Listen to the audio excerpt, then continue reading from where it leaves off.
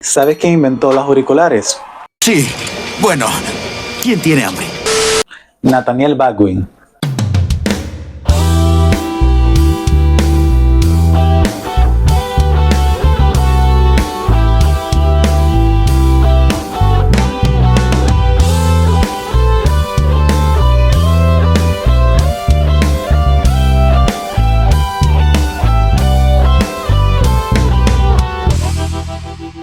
Hola chamos, soy Pedro Te Muestra la autopsia del crucificado.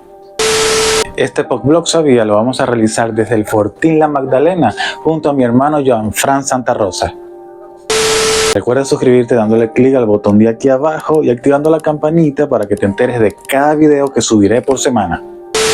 Chamos, el Fortín de la Magdalena es una antigua edificación militar y lugar turístico ubicado en Venezuela, estado Anzoátegui, Lechería en El Morro. Fue construida por los españoles a mediados del año de 1799 para defender el río de Neverí y el oro blanco, es decir, la sal de los piratas, y es considerado un lugar místico en el oriente. Fue escenario de muchas batallas del siglo XVIII. Existen diversas historias sobre el lugar. La más conocida cuenta que los españoles enterraron tesoros debajo del fortín para proteger y preservar su riqueza. Por este motivo se realizaron grandes excavaciones y ninguna resultó con éxito. Solo se consiguieron armas bajo la arena y en el fondo del mar.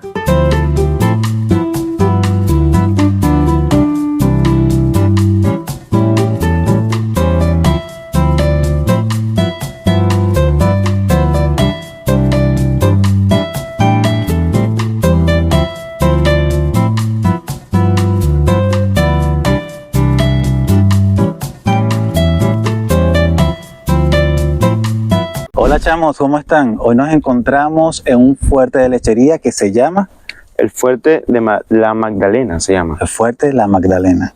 Hoy vamos a hablar un poco de un tema que me gustó mucho, porque aquí tenemos al hermano John Fran, es hermano en Cristo.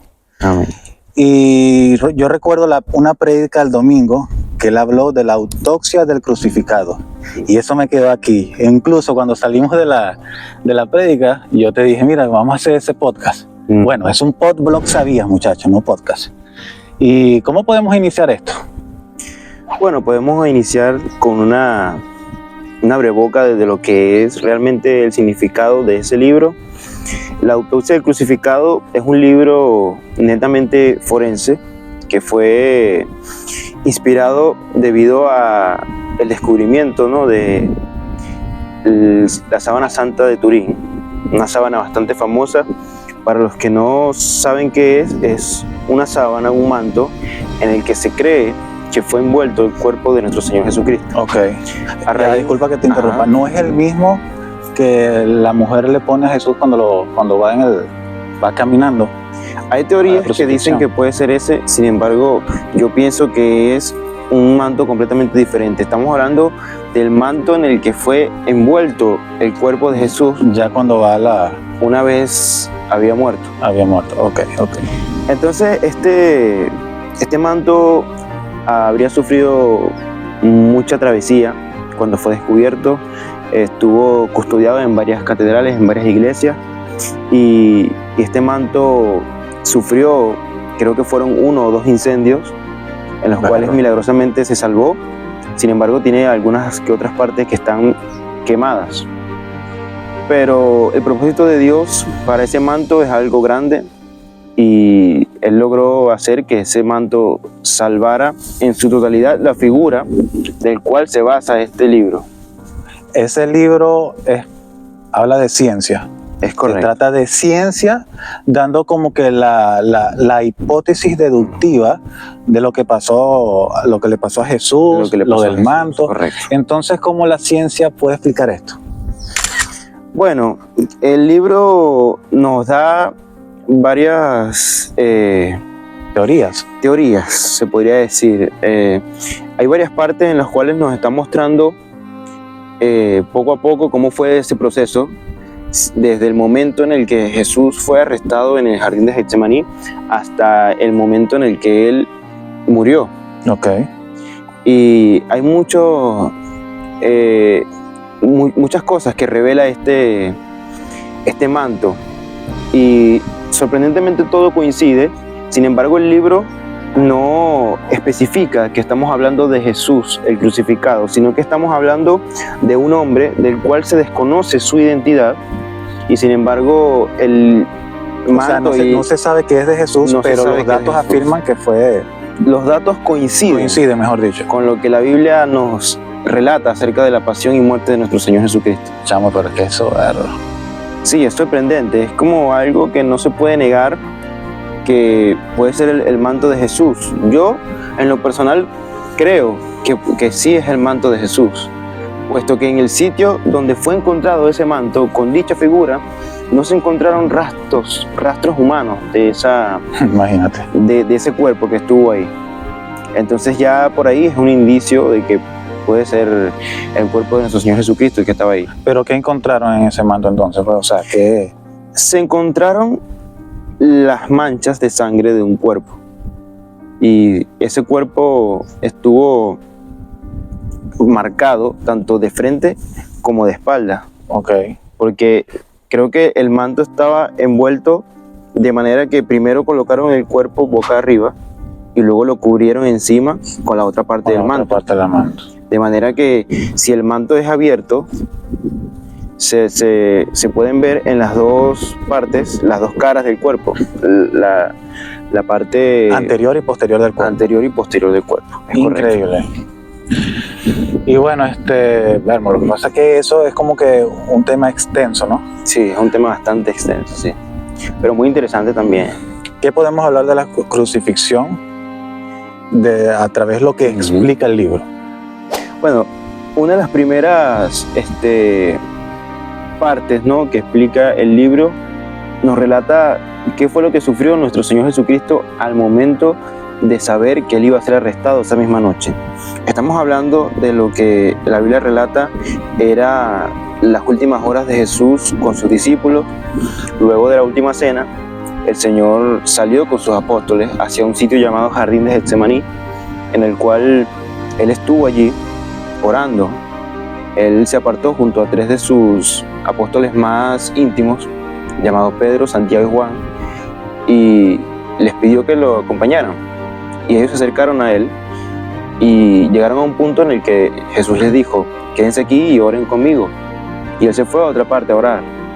Y lo que el libro relata era que en el momento en el que Jesús estaba orando, sintió una enorme ansiedad.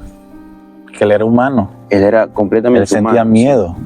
Sentía miedo porque sabía lo que le venía y sabía que no era una decisión fácil la que estaba a punto Imagina, de tomar. estar con toda esa carga aquí, chamo, y pensar que al otro día te van a crucificar. No. Sí, no es nada Lo que fácil. hizo fue la hematohidrosis, que es sudor de sangre, que fue tanto el estrés que todos sus poros comenzaron a brotar sangre. Sí, sudor, es correcto. Sudor de sangre. Ujú.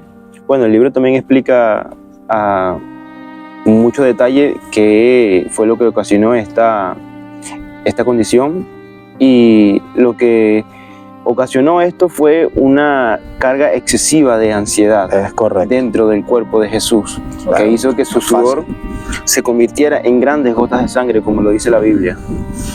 Así que podemos imaginar la magnitud de la ansiedad que sentía nuestro Señor Jesucristo. Yo recuerdo que en la prédica que yo di, yo aclaré ciertos puntos en los cuales yo estaba explicando que Jesús, en el momento de su muerte, sufrió cada uno de los dolores y las aflicciones que puede sufrir un ser humano. Está la aflicción de la ansiedad, la que sufrió en esa agonía en el Getsemaní. Está la aflicción física y está la aflicción moral, ya que Jesús no solamente fue condenado a muerte, sino que también fue burlado, humillado, Lo escupieron en la cara, calumniado, imagínate. traicionado, escupido en el rostro. Así que podemos estar seguros de que Jesús no hizo un sacrificio común, sino que hizo el más grande sacrificio probablemente de la historia de la humanidad, Para salvarte a ti, para salvarnos. salvarme a mí y para salvarlo a todos ustedes. para salvarlos a todos. Bueno, ya en este punto podemos explicar cómo es la estructura de este libro, La autopsia del crucificado. Este libro consta de unos cuantos capítulos que muestra cada uno de los pasajes que pasó nuestro Señor Jesucristo en su pasión. El primer capítulo tiene como por nombre La Gran Decisión. Uf. en el cual ahí se explica muy a detalle qué fue lo que ocurrió en ese momento, qué fue lo que sentía nuestro Señor Jesucristo cuando Él estaba decidido a tomar tan gran carga, y físicamente lo que sintió en ese momento, como ya explicamos, una sensación de ansiedad demasiado grande que no cualquier persona es Nadie capaz de soportar eso sentirla. Sí. y de aguantarlo y eso. Creo que nadie hasta este punto de la humanidad sabe cómo va a morir, ni la forma en cómo va a morir. Entonces imaginemos por un momento que nosotros sepamos cómo vamos a morir y de la forma en que vamos a morir. Verlo. Y Psicológicamente nos torturamos. psicológicamente es una tortura. Y no es tanto el saber, sino el sentir que ya la hora está cerca. Creo que es algo muy, muy desesperante. Creo que eso no lo sabremos. Nunca lo sabremos, pero eso es algo que Jesús sí supo. Y es la razón por la cual Jesús se sentía de esa forma en aquel... Y él lo supo desde siempre. Lo supo desde siempre. Es como que nosotros sepamos cuándo vamos a morir y sin embargo tratamos de tomarlo de la mejor forma, pero cuando llega el momento, al saber que ya falta poco para eso, ahí es cuando nos damos cuenta de qué tan fuerte es esa decisión que estamos a punto de tomar o de que Él estuvo a punto de tomar. Quizás para la mayoría de nosotros sea inevitable la muerte, sin embargo estamos hablando de nuestro Señor Jesucristo y Él tenía la potestad de decidir si quería morir o no en ese momento. Mandar a su padre decir a su padre que le mandara legiones de ángeles para su rescate. Es No lo hizo. Sin embargo, no lo hizo, porque era más el amor que sentía por la nosotros humanidad. que su propia vida. Y chamo, y sabiendo que, hermano, que Dios, el Hijo de Dios, dio la vida por nosotros, por nuestros pecados, por la salvación de todos y cada uno de nosotros, y aún así nosotros seguimos metiendo la pata, equivocándonos. Pero, ¿sabes qué estuve leyendo? Que no recuerdo el versículo, pero decía que, Padre, ¿cuántas veces tengo que perdonar a mi hermano? Y él Jesús riendo decía, tienes que perdonarlo 70 veces 7. Es correcto, sí. Entonces me imagino que así él mismo hará con nosotros, porque si él nos lo enseñó, entonces nosotros a veces se nos es difícil perdonar, y tan fácil que él nos puede perdonar a nosotros cuando nos arrepentimos, ¿no? Para Él es algo sencillo perdonar. Sin embargo, para nosotros es lo más difícil que existe. O sea, muy difícil. Pero Mira, siempre, disculpa que te interrumpa, Ajá. siempre cuando estoy con unos panas que me preguntan, mira Pedro, ¿qué película así para llorar me recomiendan? Yo les recomiendo La Cabaña, no sé si tú la has visto. claro que lo viste, sí. Sinopsis súper breve. La Cabaña trata de una niña que es secuestrada, violada y Asesinada. asesinada. Entonces el padre asistía a la iglesia cristiana y todo, pero entra como que un choque, decía que, bueno, porque si Dios, si soy su seguidor, permitió esto con mi hija y broma, entonces él como que se carga de ira y va a matarlo. Entonces, bueno, la cosa de esta película trata que el hombre tuvo que perdonar el asesino de su hija. O sea, tú sabes qué es perdonar el asesino de tu hija que le hizo tantas barbaridades. Es difícil. Sí, y como ese hay muchos testimonios. Creo que la parte más difícil de la vida de un cristiano es el perdonar y el saber que esa persona que te hizo tanto daño va a ser tu hermano en algún punto de tu vida. Porque si esa persona llega a aceptar al Señor, tanto tú como Él van a compartir el mismo lugar que el Señor tiene preparado para ambos. Amén. Y es complejo porque nosotros tenemos que aprender a superar eso que nos hizo daño aquí mismo en la tierra para que podamos estar en paz como el Señor quiere que estemos allá en su presencia. Es correcto. El segundo capítulo del libro nos narra qué sucedió a continuación después de que Jesús fue arrestado. Jesús fue llevado ante el Sanedrín, que era en aquel momento la sala que juzgaba los crímenes de aquella tierra en aquel momento. Y Jesús fue enviado a mitad de la noche, cosa que está mal, porque los juicios no se pueden hacer de noche. Y sin embargo, ahí podemos ver que en ese momento hubo una gran conspiración en contra de nuestro Señor Jesucristo. Desde el inicio. Desde el inicio, porque Él fue llevado a ese sitio en un juicio que era totalmente nulo, pero Él fue juzgado ahí por blasfemia, por Él decir que Él era el rey de los judíos. Cosa que muchas veces fue proclamado no por Él, sino por las personas que lo seguían. Pero Él, como sabía cuál era su verdadero propósito, nunca negó estos hechos, porque sabía que era necesario que Él tomara esta decisión para cumplir lo que estaba escrito. Fue juzgado nuestro Señor y fue llevado ante el pretor romano de aquel entonces, Poncio Pilato, al cual se le fue entregado a nuestro Señor como un criminal, como lo más bajo que puede llegar a una persona en aquel entonces. Fue juzgado por blasfemia y por decir que era el Hijo de Dios.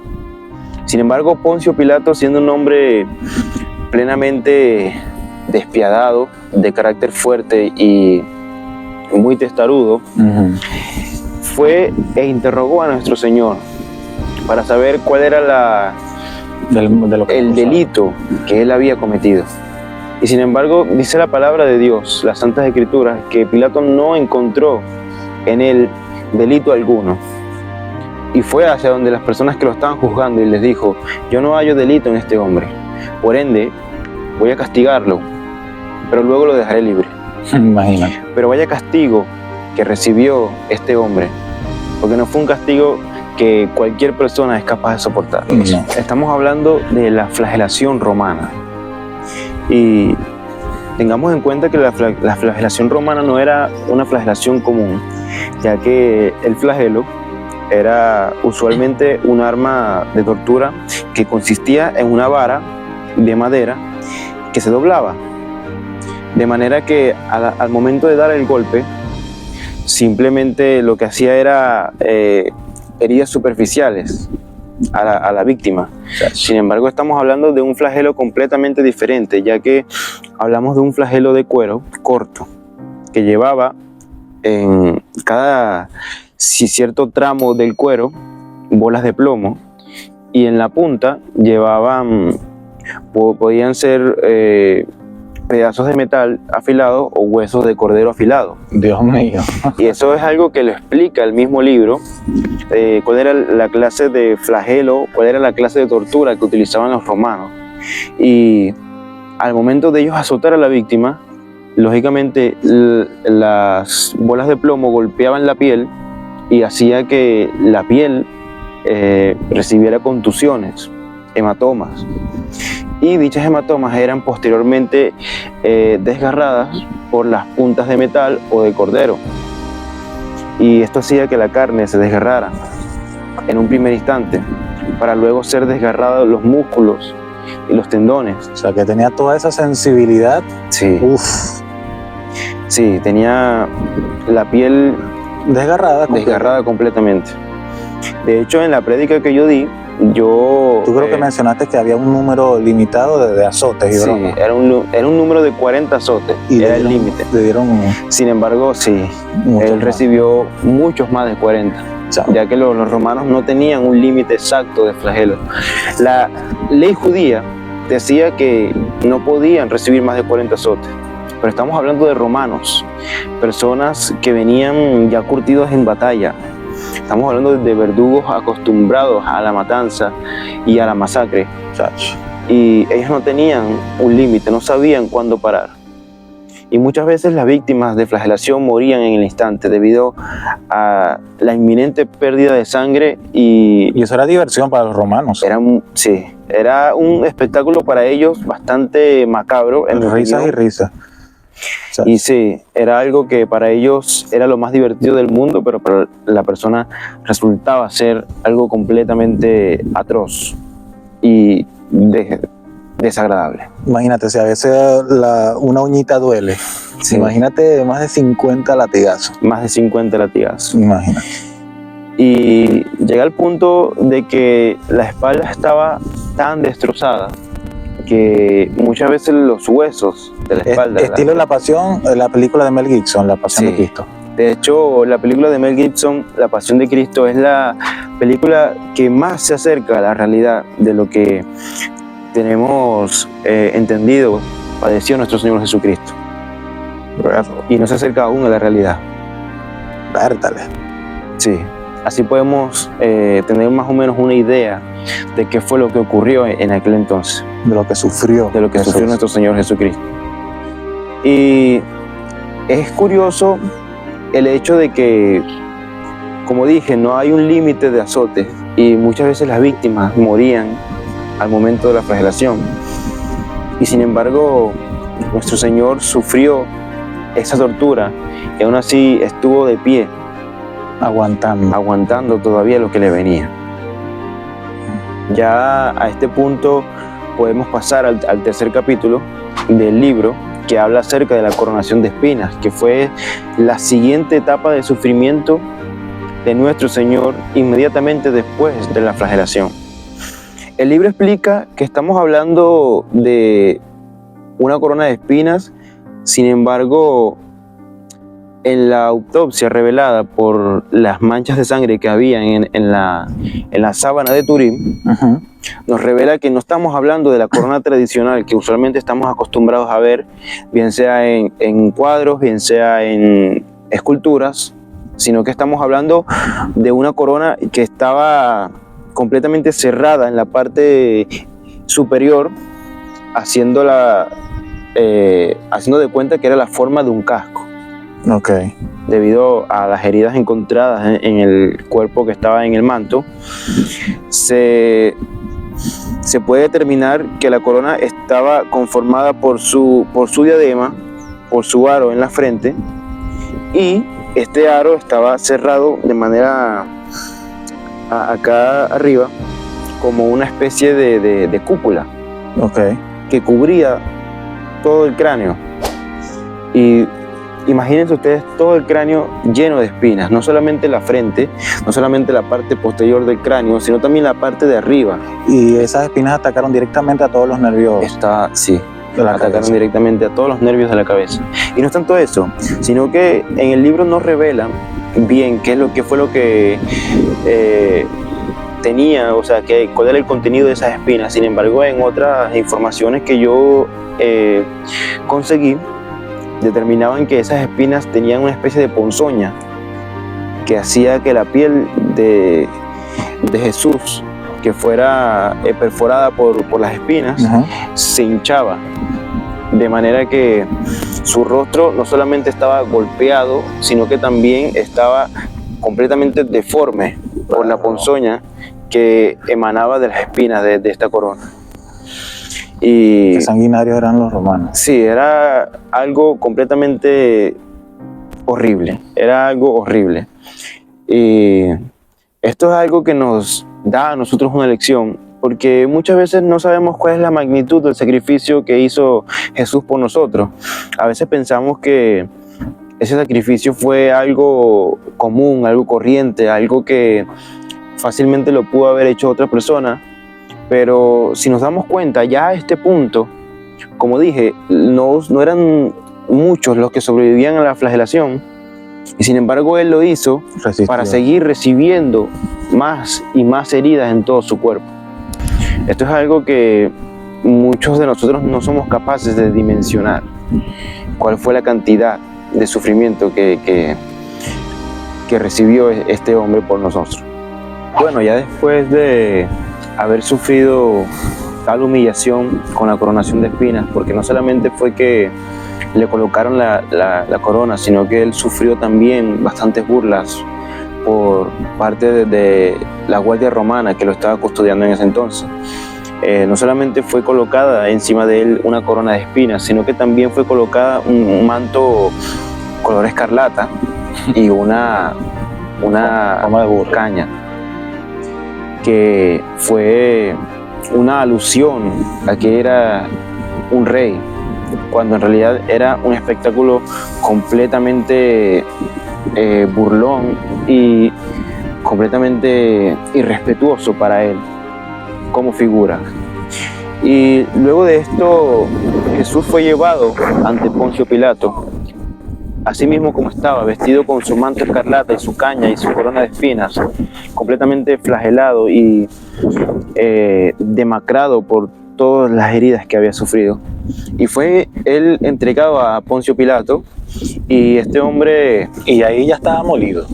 estaba completamente molido, sí.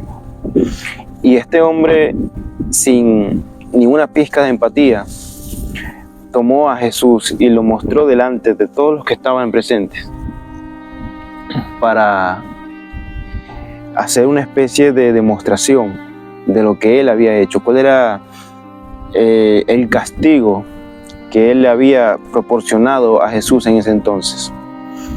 Sin embargo, Pilato tenía en mente dejarlo ir después de haber sufrido todas estas heridas, pero sin embargo la gente se mantuvo renuente y pidió su muerte, a pesar de haber visto a ese hombre tan herido, tan humillado, maltratado y completamente desahuciado, completamente desamparado ahí, parado delante de ellos. Y estas personas, aún así, decidieron que lo mejor para él era que muriera en una cruz por sus delitos. Sus delitos. Por sus delitos.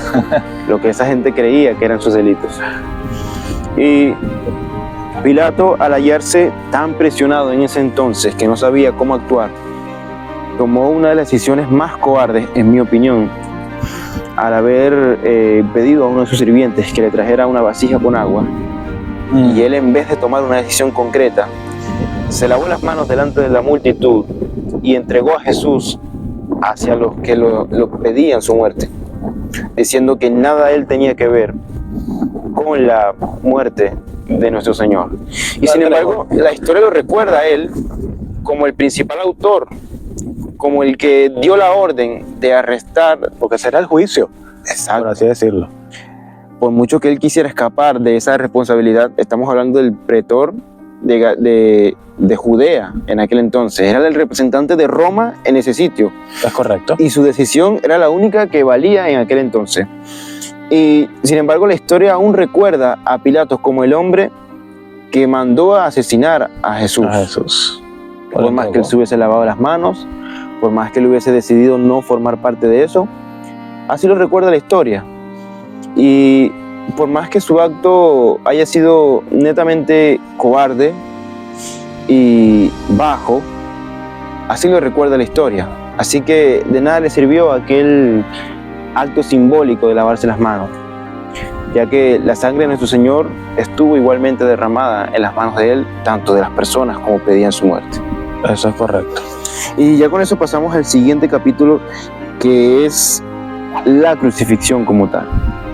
La parte más dolorosa. La parte más dolorosa, ya que sabemos que a partir de este momento no estamos hablando solamente de Jesús clavado en la cruz, sino de la travesía que sufrió él antes de llegar al sitio donde iba a ser condenado, Al Gólgota. al Gólgota, llamado también Calvario, el lugar de la calavera, que era un monte que estaba en las afueras de la ciudad de Jerusalén. Y vamos a hablar no solamente del momento de la crucifixión, sino también de su paso, de cómo fue él cargando ese madero de tormento, que él, Creo que eran 50 kilos. fueron 50 kilos, Más lo que él estaba herido. sí, fueron 50 kilos, a pesar de que tenemos una idea de que Jesús cargó la cruz completa. Sabemos que en el libro de la autopsia del crucificado no fue así, No sino podía que él cargar la llevó cruz completa. solamente la parte horizontal de la cruz, que se conoce como patíbulo, así lo llaman en latín. ¿Qué era el patíbulo? Era el pedazo de madera que atravesaba la cruz, donde iban los brazos. Jesús fue atado de brazos en este pedazo de madera y fue obligado a caminar con este pedazo de madera en su espalda, y fue obligado a caminar hacia su sitio de condena. Sabemos que Jesús, como estaba completamente herido, él sufrió una primera caída que le perforó una parte Del corazón. del corazón, lo cual ya lo estaba sentenciando poco a poco. Cada vez su paso era más lento, cada vez su paso era más débil. Ya había insuficiencia cardíaca ya, Sí, ya en ese punto ya su corazón no estaba funcionando con normalidad. sino que se estaba hinchando. Sí, y eso sin contar también que no podía ver nada debido a la hinchazón provocada por las heridas de las espinas que tenían una ponzoña. Y este hombre, así herido como estaba, caminó aquel tramo que para él debió ser el tramo más largo del mundo. No solamente por lo lejos que quedaba, sino por la velocidad en la que iba, la presión que sentía en aquel entonces, sino que estaba rodeado de gente, estaba rodeado de romanos que cada día más lo apuraban, que lo golpeaban para que siguiera adelante. Las burlas De la multitud. Y no solamente eso, sino también los fieles que estaban a su lado, que aún no podían hacer nada. No podían hacer nada y lo seguían con completa lamentación, estaban llorando porque veían a ese maestro que... Imagínate a su madre, a la madre de Jesús, a María. A la madre de Jesús, sí. Lo que tuvo que haber sufrido esa mujer al ver a aquel hijo que... Paso a paso a la muerte. Sí, paso a paso a la muerte. Exacto. Un hijo que antes había hecho cosas tan maravillosas por esa gente. Yo digo que, o sea, una persona que, bueno, un ser que hizo tantos milagros en el mundo, ¿cómo pudo llegar a eso? Bueno, eso ya estaba escrito, ¿no? Pero en aquel entonces, si estaba cumpliendo tantos milagros, ¿por qué decidieron matarlo? Creo que En un sentido netamente humano, pues. humano. Exacto. Sí. Bueno, yo considero que en parte estamos hablando no solamente de un hombre que logró hacer todo tipo de milagros, sino que hablamos también de un hombre que tuvo el valor de enfrentarse directamente ante las autoridades religiosas que operaban en aquella época, porque él fue uno de esos hombres que los desenmascaró y él nos hizo ver lo que eran realmente esas personas, porque estamos hablando de hombres que se sentían que estaban un paso por encima de los demás y un paso más cerca de Dios. Pero Jesús sabía que el corazón de estos hombres estaba completamente lleno de perversidad. Y él no solamente fue capaz de decirle esas cosas en su cara, sino también que ellos veían que tenía esa capacidad de llamar personas, de atraer a la multitud, y eso hacía que estas personas temieran de ese poder que estaba adquiriendo este hombre. Y entonces fue esa una de las razones por las cuales ellos decidieron tomar esta decisión de conspirar en un momento de oscuridad para arrestar y condenar a este hombre. De hecho, hay una frase muy famosa del sacerdote Caifás de aquella época que dice que más vale que un solo hombre perezca a que toda una nación lo haga. Imagínate. Entonces, esa frase. sí, es una frase bastante fuerte y es uno de los principales motivos por los cuales ellos decidieron tomar esta decisión. Y sin embargo, ellos se salieron con la suya. Ellos vieron a Jesús andar en ese camino tan difícil, cargando ese pedazo de madera en su espalda. Cuando sus piernas le fallaban, él caía y aún así tenían que levantarlo. Y no todo fue malo para él, sino que en ese momento los romanos, al ver que él no podía continuar solo, ellos tomaron a un hombre de afuera, un hombre que está en la multitud llamado Simón de Cirene, y este hombre ayudó a Jesús a cargar el patíbulo hasta el lugar llamado Calvario, Gólgota. Y allí fue donde a él lo crucificaron. Los detalles de la crucifixión también están bastante plasmados en el libro de autopsia del crucificado, porque vemos que en la figura que hay en el manto hay un hombre que estaba evidentemente crucificado, presentaba las heridas propias de una crucifixión, ya que en sus muñecas y en sus pies estaban las marcas de haber sido clavado en un madero. Esa es otra cosa, que Ajá. las personas piensan que no, a él lo clavaron en las manos, en el centro de la mano. No podían clavarlo en el centro de la mano porque los científicos hicieron la prueba Correcto. y clavaron una mano y la mano se desprendía. Es correcto. Entonces clavaron acá dentro de, digamos que el hueso cúbito y el radio, y en el medio, entonces era como que un soporte, aguantaba. Había mayor sensibilidad de nervios y el dolor iba a ser fuerte, pero el cuerpo soportaba estar en ese lugar, pues. Es correcto, sí. Uno de los forenses que escribió el libro La autopsia del crucificado tomó como prueba una mano de un cadáver y la clavó en un madero, pero la clavó en la parte de la palma. Ajá, en el centro. Y le colocó un peso de más o menos unos 50 kilogramos para ver si la mano y el clavo podían soportar tal peso, y sin embargo no fue así, sino que la mano lentamente se fue desgarrando. Exacto. En este punto y se desprendió. Por ende, es como dice mi hermano acá, tuvieron que clavarlo en este punto de su mano para que el cuerpo pudiera sostener tanto peso. Los romanos eran genios en el arte de tortura, por así decirlo. Sí, Porque eran pensaban todo. unos expertos. Expertos, pues. Unos expertos porque ese era su trabajo. Su trabajo era el matar. Estos hombres eran completamente verdugos profesionales, verdugos que se dedicaban a la matanza de hombres. Ellos sabían exactamente dónde clavar y cómo hacer para que el cuerpo se sostuviera tanto tiempo en esa cruz. Y también revela este libro que Jesús no fue clavado en el suelo como muchos piensan, sino que Jesús fue clavado primeramente en el patíbulo. Las manos fueron clavadas en el patíbulo, Pero en el suelo, ¿no? en el suelo, Ok, y los exacto. pies todavía no habían sido clavados, sino que Jesús fue levantado del suelo con sus manos clavadas en el patíbulo, Ajá. fue alzado de manera que sus pies quedaban al aire, para que al momento de encajar el patíbulo con la parte vertical de la cruz, Ajá.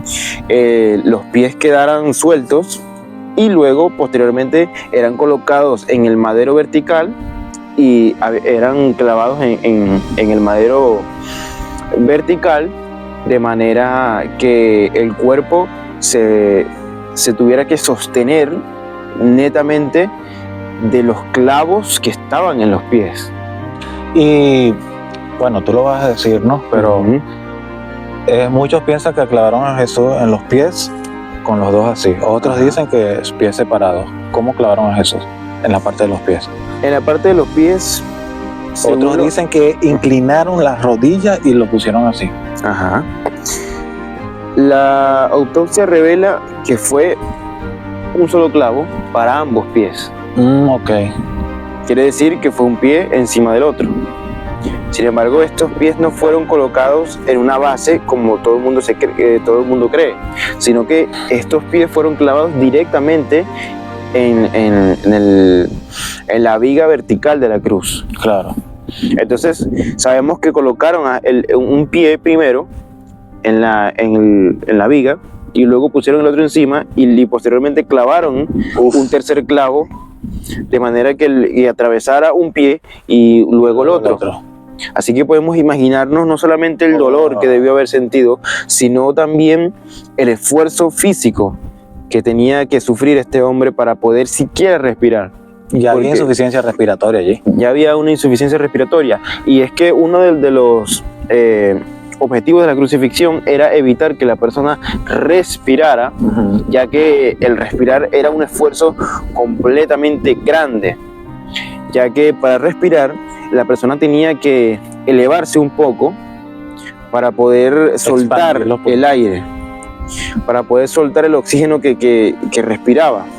El aire al momento de inhalar entraba normalmente porque la persona solamente no tenía que hacer mucho esfuerzo, pero el verdadero esfuerzo estaba realmente en soltar el aire, exhalar.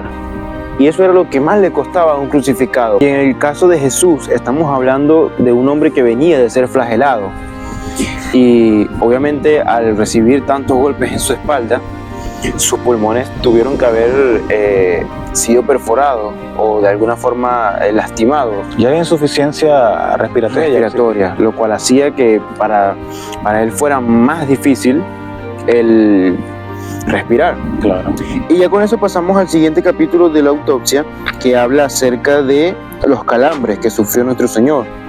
Y es que estos calambres eran producidos por el esfuerzo que necesitaba el cuerpo para poder respirar, ya que, como te explicaba, el hombre tenía que alzar un poco su cuerpo para poder respirar. Y al haber tanto esfuerzo físico, tanto en las piernas como en los brazos, esto hacía que los músculos sufrieran calambres.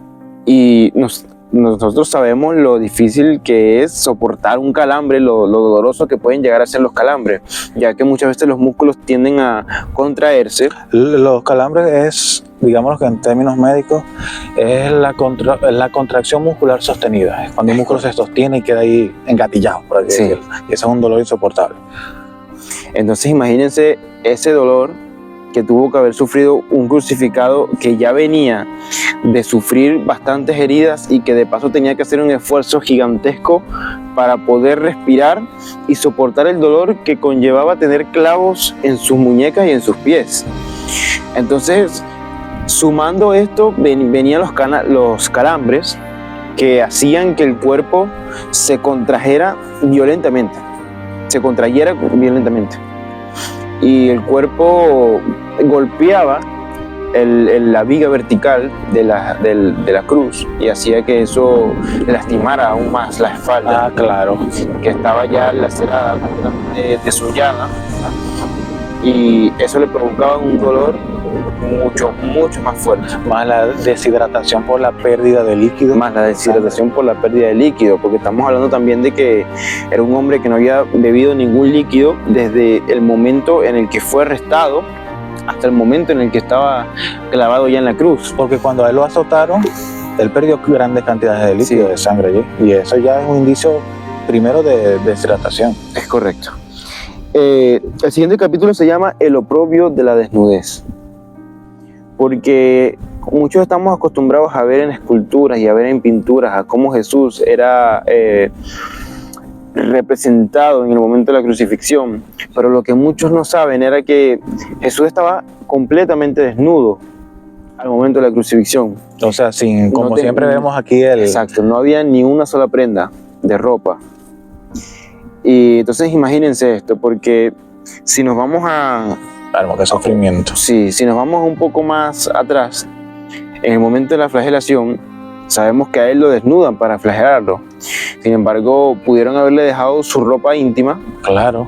Pero los azotes pudieron haber desgarrado esa ropa junto con la carne, haciéndolo quedar completamente desnudo. Y Jesús fue vestido al momento de llevar el patíbulo hacia el lugar de la condena. Sin embargo, al momento de la crucifixión, Jesús fue despojado completamente de sus vestiduras. Y esto hacía que él estuviera completamente desnudo delante de las personas que estaban allí. E incluso la sábana de Turín nos muestra un hombre completamente desnudo, sin nada de ropa. Cierto. Entonces ya por ahí podemos tomarlo como que era un hombre que estaba completamente desnudo delante de mucha gente. Y eso era algo que para muchos de nosotros debe ser algo vergonzoso, y más para él, porque estaba sufriendo una muerte atroz y de paso... En todos los sentidos. Y de paso estaba expuesto completamente. No había lugar de intimidad para él en ese momento. Estaba completamente expuesto a sus enemigos.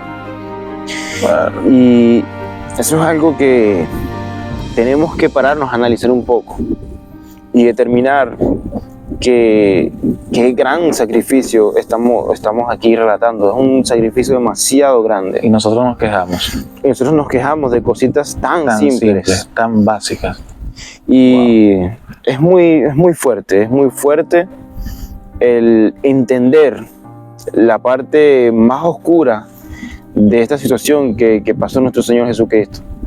Pero es más difícil entender que el contexto de esta muerte es para la salvación de personas que muchas veces se han portado de forma desagradecida con ese sacrificio. Y es triste pensar que nosotros mismos no valorizamos realmente ese sacrificio tan grande que hizo ese hombre por cada uno de nosotros. Por nosotros. Muchas veces tiramos al suelo ese sacrificio,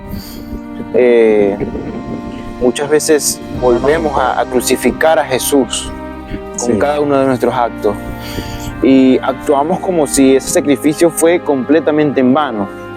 Entonces, ¿de qué sirve que Dios y su Hijo nos amen tanto si al final nosotros vamos a hacer lo malo igual y vamos a despreciar y vamos a menospreciar ese sacrificio?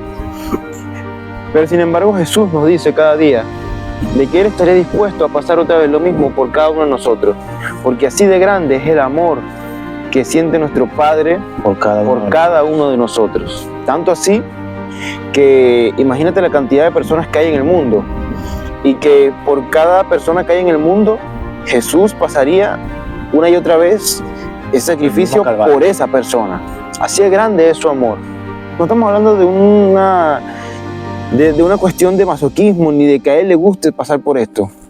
Sin embargo, queremos darnos a entender de que esto es algo que Él estaría dispuesto a hacer.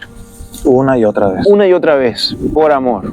Por amor. Muchas veces nosotros hacemos cosas por amor, por personas que amamos, pero no a tales magnitudes. Sin embargo, este hombre, cuyo amor es más grande que cualquiera de nosotros, es capaz de hacerlo una y otra vez. Amén, hermano. Amén. A continuación, voy a leer un extracto del libro de la autopsia del crucificado, en el cual nos relata cuál fue la causa de la muerte de Jesús. Porque yo también anoté unos detalles. Bueno, vamos a debatirlo en un momento. Aquí dice: la causa de la muerte de un crucificado es la asfixia, aunque en el caso de Jesús fue acelerada por disposición divina y por la abundante pérdida de sangre y demás líquidos. Es correcto. Causadas por las severas torturas que recibió. Para acelerar la muerte de los crucificados, la costumbre romana era quebrarles las piernas con un fuerte golpe de mazo, con el objeto de interrumpir el subir y bajar necesario para poder respirar. Al no poder disponer del empuje de las piernas, es incapaz, con solo la fuerza de los brazos, de elevar el cuerpo lo suficiente como para expulsar el aire retenido, por lo que se acelera la asfixia y la muerte. El médico patólogo Nico Haas, de la Universidad Hebrea de Jerusalén, al examinar el esqueleto del crucificado encontrado en la ciudad de Givat Hamitar, comprobó que las tibias y los peronés de ambas piernas se fueron fracturadas con un fuerte golpe. La arqueología y la medicina moderna corroboran la costumbre expresada en los evangelios. Aquí podemos entender cómo era la forma de acelerar la muerte de un crucificado. Y tenemos entendido que en el momento de la muerte de Cristo, estamos en el contexto de que Jesús murió un viernes y la tradición judía decía que los sábados eran sagrados para ellos. Okay. Y los sábados no tenían por qué tener cadáveres expuestos, porque los romanos tenían la costumbre no solamente de asesinar a personas crucificándolas, sino también de dejarlas expuestas durante varios días a que las aves o cualquier animal de carroña se comieran la carne, o simplemente dejarlo a que se descompusieran de esa forma ahí. Y en este caso tuvieron que acelerar la muerte de estos hombres para que los cuerpos fueran bajados de allí. En el caso de Jesús, como lo dice el libro, él ya había muerto debido a la asfixia y por la pérdida constante de líquido y de sangre que había sufrido. Y fue tanto así que en el momento en el que los otros dos hombres que estaban cada uno a su lado, le fueron quebradas las piernas, al momento de llegar a Jesús se dieron cuenta de que ya estaba muerto. Y para cerciorarse de que estaba muerto, uno de los soldados clavó en el costado una lanza, del cual el hermano nos va a explicar más o menos qué ocurrió en ese acontecimiento. Bueno, esa lanza se llama pilum romano. Ajá. Esa lanza atraviesa el costado de Jesús, costado derecho, y punza el corazón. Ujú. De inmediatamente hay un desbordamiento de agua y sangre, que es Correcto. lo que por a través de la historia, el tiempo, así se queda esa sangre. Pero generalmente el corazón, el miocardio, que es el músculo que hace que bombee sangre al corazón, está envuelto por varias capas. En una de esas, el pericardio, aquí lo noté. Pero esa bolsa se llenó de suero pericárdica, la bolsa pericárdica se llenó de suero. Ujú. Que eso básicamente es líquido, que eso se produjo desde el primer momento que Jesús cae, cuando carga el patíbulo, cae y ya se hace digamos que una laceración al corazón, y el corazón ya con el esfuerzo físico, el estrés se va anchando, cargando de líquido. Entonces cuando el romano punza el costado que llega al corazón y saca, que se llama el pilum romano, sale el desbordamiento de suero y sangre. Ese es el relato científico que yo busqué, que yo indagué de un médico forense de México, no recuerdo su nombre. Sí, ese fue el suceso de cuáles fueron realmente los pasajes que sufrió nuestro Señor al momento de su muerte. Y sí, Bueno, yo los anoté porque realmente fueron muchos. Por lo menos, yo anoté acá todas las causas de muertes más profundas y acertadas de nuestro Señor Jesucristo. Fueron 9. Síndrome de estrés agudo, está más que claro. Hipertensión arterial de origen psicosomático. Anemia aguda por pérdida sanguínea. Insuficiencia cardíaca congestiva. Insuficiencia respiratoria aguda. Síndrome pleural con derrame, que fue cuando el soldado introdujo shock por hipotensión, infarto al miocardio, ruptura al ventrículo y muerte. Imagínate. el término científico de la muerte de Cristo. Es correcto. Y bueno, ya con ese pasaje ya se da por finalizado la autopsia. Ahí se determina con cada uno de esas hipótesis, de esas teorías, cómo pudo haber muerto nuestro Señor. Y es impresionante recalcar cómo estas personas sacaron tantas teorías, tantas hipótesis, claro, solamente con un manto, que ni siquiera teníamos ni una prueba real de un cuerpo. Sin embargo, a raíz de un manto el cual estaba envuelto dicho cuerpo, se pudo haber hecho semejante análisis forense. Es algo que es digno de admirar. Y bueno, yo pienso que realmente es un propósito de Dios el poner a estos médicos a disposición para hacer esta investigación, porque nos enseña a cada uno de nosotros la realidad de lo que pasó en ese momento. es correcto. Y yo pienso que es una realidad que muchos desconocen, que incluso yo también desconocía en algún punto. Yo tengo casi toda mi vida estudiando el Evangelio, y no fue hasta hace poco que descubrí este libro y supe con Esa prédica que tuviste, yo con quedé, detalles, con certeza, todo lo que sufrió nuestro Señor. Y yo dije, wow, esto es algo que mucha gente necesita saber, es algo que incluso muchas personas que están dentro del Evangelio no conocen realmente la magnitud de esto.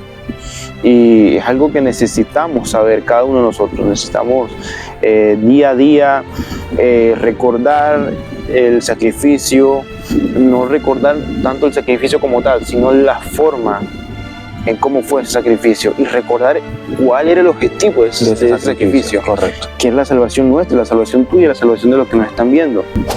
Y bueno, yo con esto quiero hacer un llamado a todos los que nos están viendo y están escuchando en este momento. Quiero hacerles un llamado a la reflexión y al saber el sacrificio que hizo nuestro Señor Jesucristo, y volver más nuestro corazón hacia Él, y saber de que ese sacrificio que Él hizo por nosotros es netamente por amor. El hecho de que Él nos ame tanto al punto de sufrir cada uno de estos acontecimientos, y que de paso esté dispuesto a hacerlo una vez más, es algo que nosotros tenemos que llevarnos a nuestro corazón, para que podamos entender más cómo es, cuál es su personalidad y que nos inspire más a seguirlo a él Seguir su ejemplo. y seguir su ejemplo y seguir en su camino de verdad. Porque nunca olviden, mi hermano y personas que están viendo, de que Jesús es el camino, la verdad y la vida. Así que muchas gracias a nuestro hermano Pedro por haberme Gracias a ti, invitado a vale. este sitio. Y bueno, aconsejarles a ustedes de que sigan a nuestro hermano en sus redes sociales, en su canal de YouTube, Pedro Te Muestra, y que sigan atentos a cada uno de sus videos y Que activan la campanita. activen la campanita y comenten, denle like. Mira y- que este podblog sabía, mira, desde que estoy pidiendo al hermano, para este fin siempre pasaba algo, ¿verdad? Sí, cuando algo es de Dios, siempre van a haber trabas. Pero bueno, lo importante es que aquí estamos, mi hermano. ¿eh? Dice Dios, ya, Entonces, bueno. ya se grabó, señores. Ya se grabó. Y bueno, agradecido de estar aquí y espero que tu canal y tanto tú puedan crecer de una manera asombrosa. Dios me Muchas ayude. bendiciones para Amén. ti, hermano, y muchas bendiciones para los que nos están viendo y escuchando. Gracias, hermano. Chamos, y con esto me despido. Yo soy la resurrección y la vida. El que cree en mí, aunque esté muerto, vivirá.